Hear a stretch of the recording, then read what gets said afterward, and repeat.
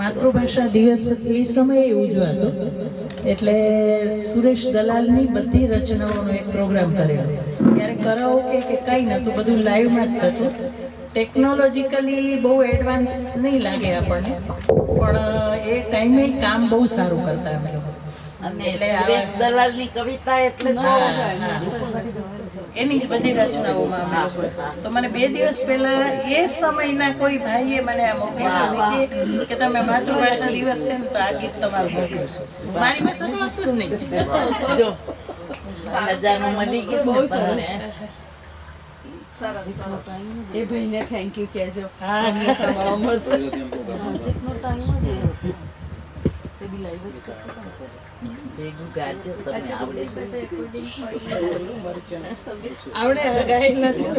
અમને પ્રેક્ટિસ કેવી કરાવતા, 2-2.5 મહિના પ્રેક્ટિસમાં ડેઈલી જવાનું. ને એ રાતના 11 વાગે જાય ને 3 વાગે છોડે. એટલે જ આટલા મજા આવ્યા.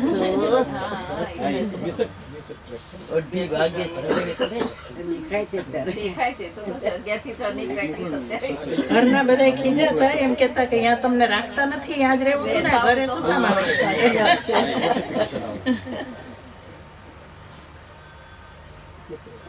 એને કહેવાય ગીતની લગન. હવે આમાં ડાયરેક્ટ થશે, ડાયરેક્ટ આમાં પિન લાગશે. આપો ઓકે, અહીંથી સ્પીકર પાસે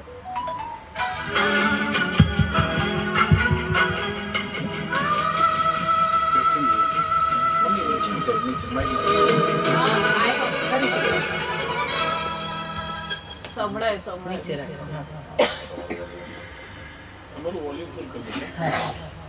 મંડાબેન જોશી.